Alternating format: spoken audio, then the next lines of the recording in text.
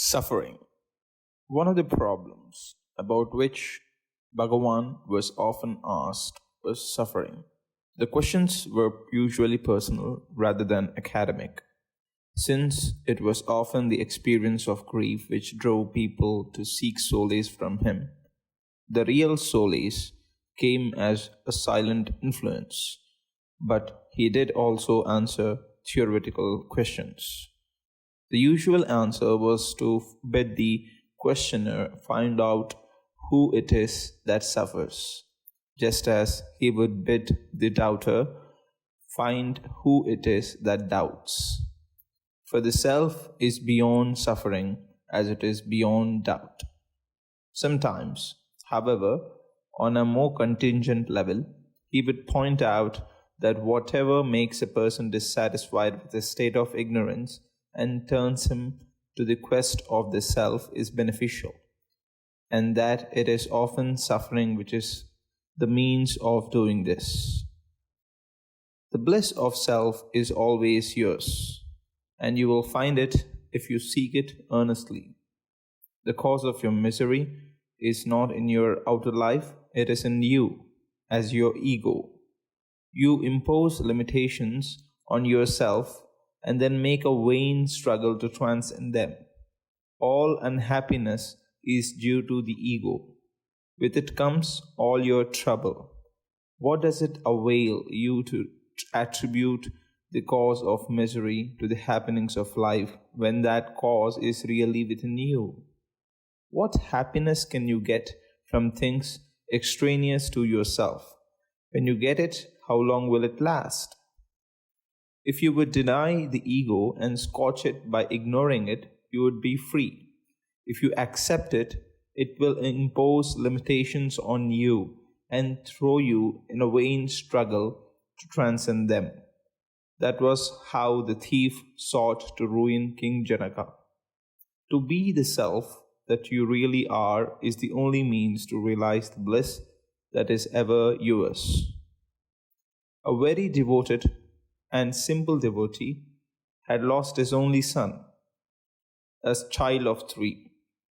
The next day he arrived at the ashram with his family.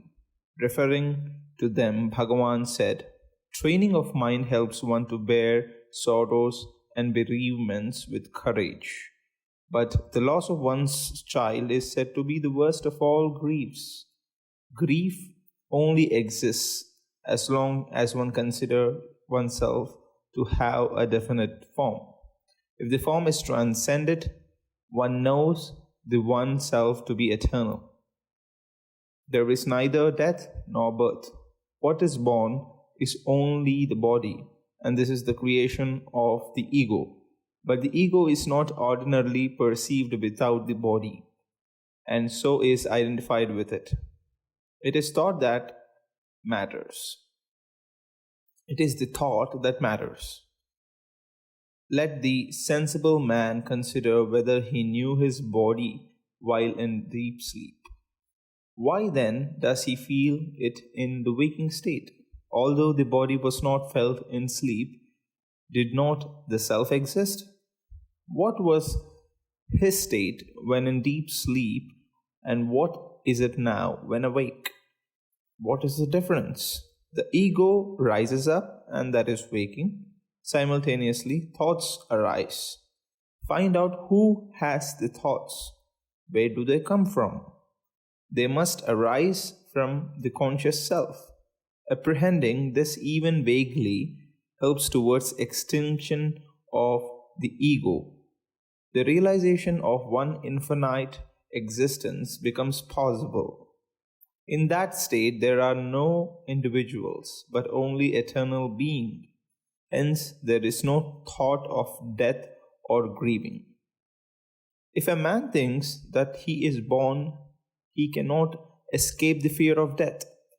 Let him find out whether he was ever born or whether the self takes birth.